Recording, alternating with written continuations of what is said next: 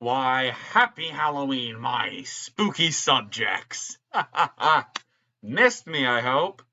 I know it's been a hot minute since I released a video, but I had some things going on that kind of mentally and physically prohibited me from creating content. But I'm not one to fall hinder to the armies of onslaught and time. I am still going to create content for y'all, even though it's about the end of the year and I've came out with like 4 videos. Oh lord. But in this video, I'm going to be talking about some of the things that were released in recent leaks from Rampart's Town Takeover and Collection event. Now, I know, before y'all go raging into the comments, but Lord Wing, all of these came out, a good few weeks ago. We already know everything. I'm aware. But I was a little late to the party. So, as a courtesy, I decided I'd still make the video for y'all and give my opinions on the skins and in which ones I think should be bought and which ones I think should burn in a very fiery pit. But enough of that. Let's get into the video, shall we?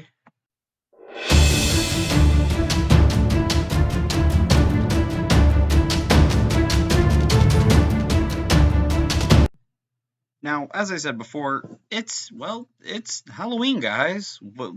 Making it Halloween means it comes with all sorts of fun, good old things, such as, ghosts, ghouls, killers, and pumpkins. Pumpkin, everything. Everything is now pumpkins. Everything is pumpkin flavored, and that's just the way it is. So, Halloween Update actually released while I was making this. I know it's taken me a very long time. So, what I'm going to do instead is I'm going to rate the skins, talk about my opinions on them, and what they've done wrong so far this season, and what they could have done better. So, let's get in. So, the first epic we're going to talk about, or the first skin, is the Octane Dia de los Muertos skin, which I actually quite thoroughly enjoy. I think it's very nice. It's kind of a hint to his culture and the whole Day of the Dead theme. I absolutely love the skin idea, and I think it's a great concept. If I had to rate it on a scale, if I had to put it on a tier chart, I'd have to say high A in terms of epic. Next skin we have up is the Loba doll skin, which is supposed to be like a killer doll. I mean, I don't hate it.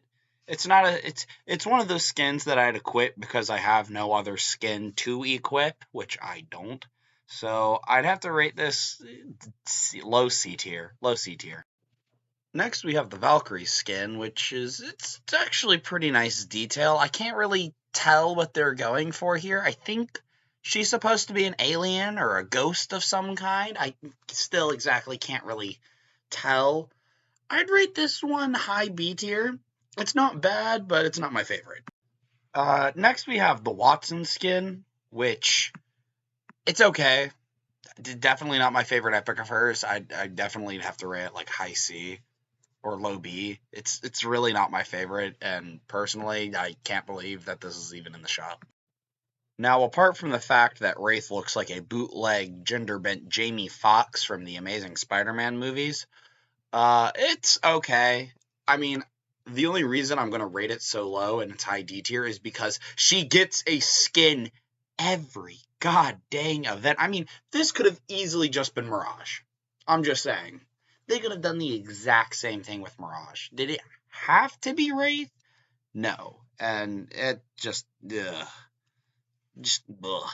Don't like it. Don't even like looking at it, if I'm being anything but honest. Next, I want to talk about the Gibby skin. I actually really like the Gibby skin. I think it's a unique design, and while I don't think Gibby exactly needs any more skins, I really do like it. I have to put this one in maybe low S tier for the epics, or technically the only character in S tier. Now, don't get me wrong. I love Horizon, and I actually love this skin, and I think that this is the only other epic skin that belongs in S tier. Because this skin concept and the skin design itself are so unique, and I absolutely love the idea of a parasitic space creature. It's one of my favorite horror tropes, I have to say personally. So I gotta give it to Respawn for these epics.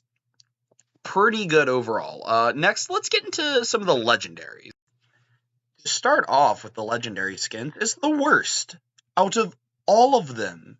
Like, it's not even a joke. This skin is garbage.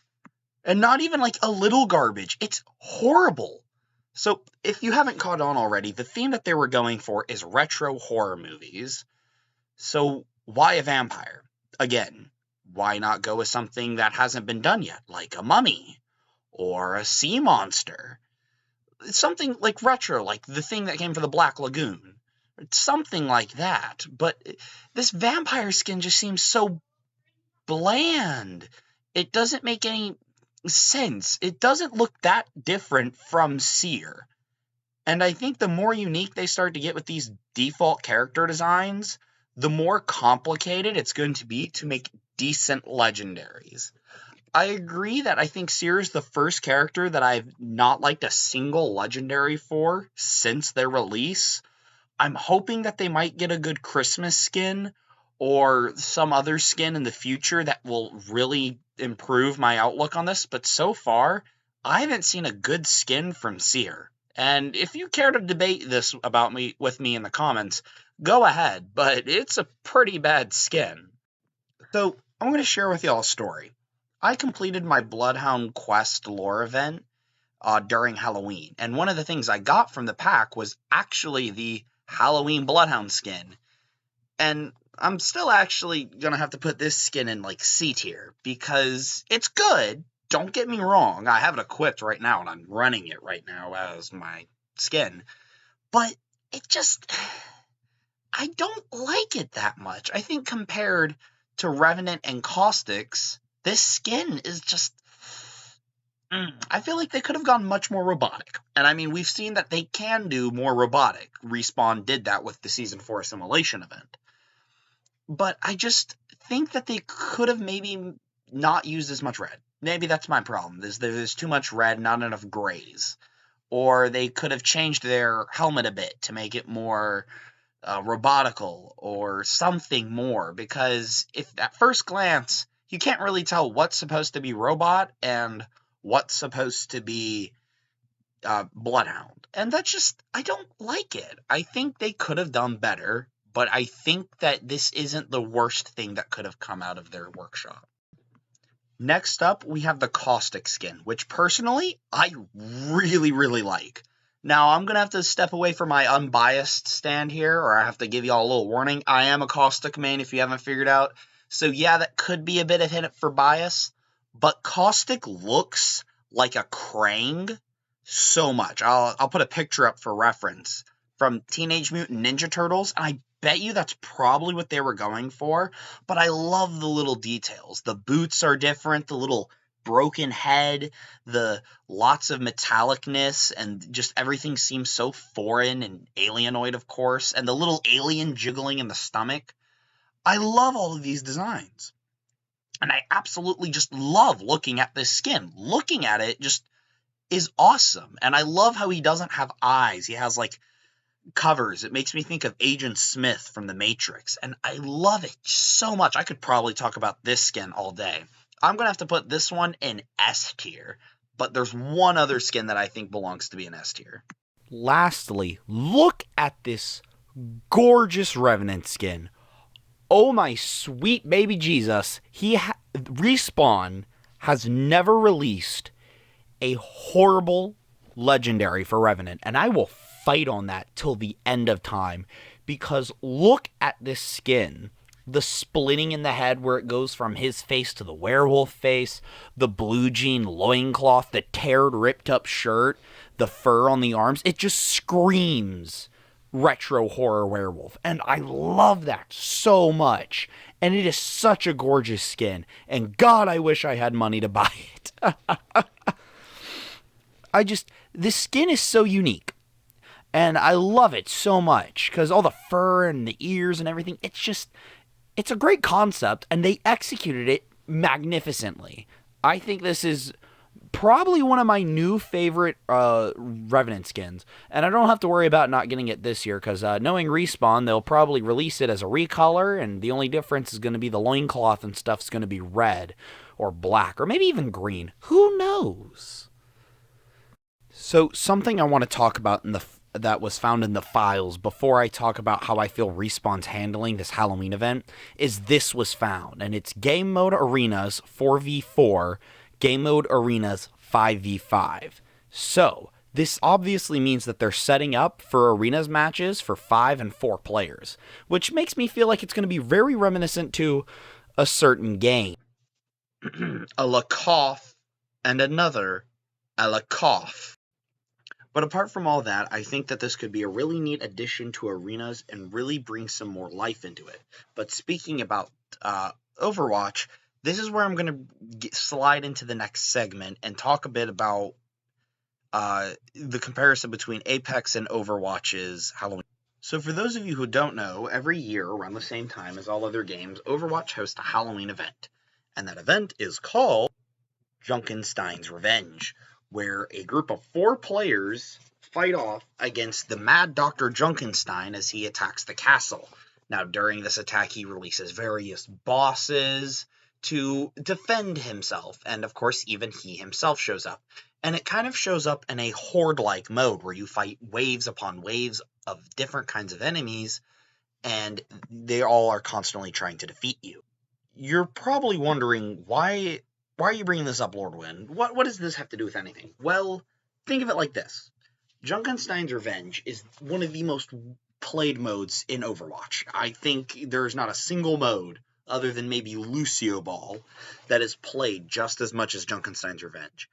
And they've been doing it the exact same for 5 years. Granted, Blizzard is very much different from Respawn, and Overwatch is a much different game than Apex Legends. Don't get me wrong. But compared to Apex's current state, it's not looking too good for them. Think of it like this. When Junkenstein's Revenge is active, you can play the game mode throughout the entire event. This year, we can only play Shadow Royale for the 2nd and 3rd week for the Monsters Within event, which is kind of bupkis if you ask me. Or I might be wrong. It might just be the 3rd week. I don't remember. But still, a Halloween event, and the only thing that's available for the majority of it, or for a good portion of it, is the skins? And you call that an event? The maps don't even have pumpkins on them. At least I can go to Eichenwald in Overwatch, and there will be pumpkins everywhere.